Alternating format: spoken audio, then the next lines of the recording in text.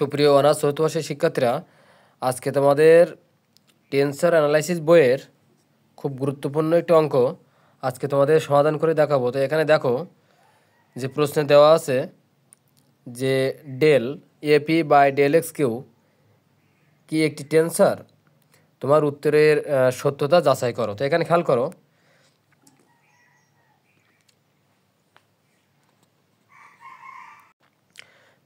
করো, যে এই অঙ্কটা তোমার 2013 সালে এবং 2018 সালে এবং 2020 সালে এসেছিল। তো এখানে খেয়াল করো সমাধান।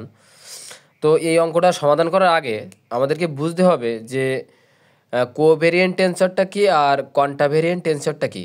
কোভেরিয়েন্ট টেন্সরটা হচ্ছে যদি কোনো টেন্সরের সূচকটা যদি নিচে থাকে তাহলে সেটা কোভেরিয়েন্ট টেন্সর, আর যদি কোনো টেন্সরের সূচকটা উপরে থাকে তাহলে আমরা সেটাকে বলতে পারি কন্টাভেরিয়েন্ট টেন্সর। ঠিক আছে, তাহলে এখানে দেখো যেহেতু এপি একটি একমাত্রা সহচল টেন্সর, সহচল টেন্সর কখন বলবো? যখন সূচকটা নিচে থাকবে।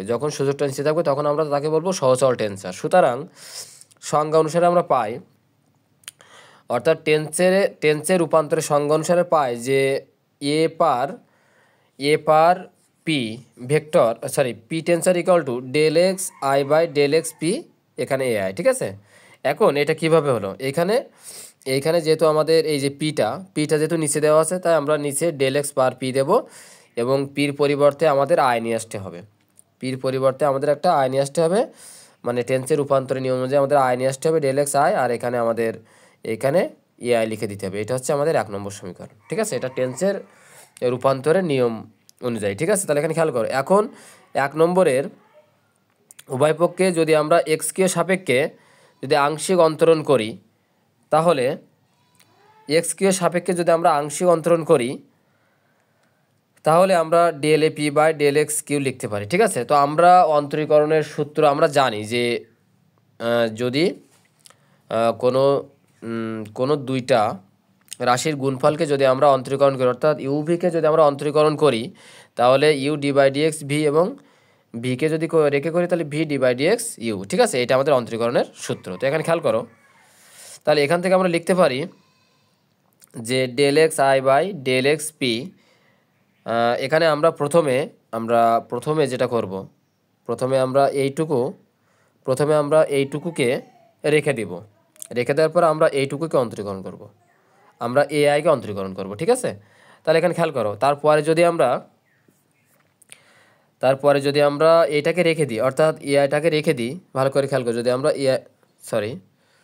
যদি আমরা এ আইটাকে রেখে দিই এবং এইটাকে যদি অন্তরীকরণ করি, তাহলে এখানে দেখো এ আইটাকে রেখে দিলাম, আর এটাকে অন্তরীকরণ করলে কত হবে? Del square x I by del x p del x per q. ঠিক আছে, এইটা হবে। তাহলে পরে খেয়াল করো, এখানে কিন্তু আমাদের ইউভি সূত্র প্রয়োগ করে। এখানে খেয়াল করো, তাহলে এখান থেকে আমরা কি লিখতে পারি? খেয়াল করো তো, তাহলে এখান থেকে দেখো যে del a per p by del x per q equal to del x I by del x q. এখানে আমরা পির পরিবর্তে আই নিয়ে এসেছিলাম। এখানে আমরা নতুন আরেকটা টেন্সর আমরা নিয়ে আসবো।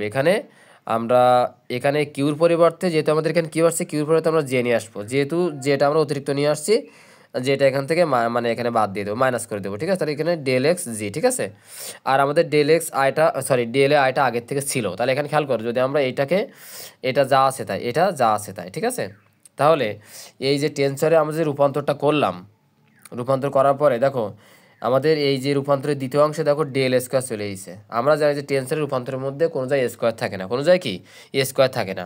যেহেতু আমাদের এখানে ডেল স্কোয়ার চলে এসেছে, সেহেতু এটা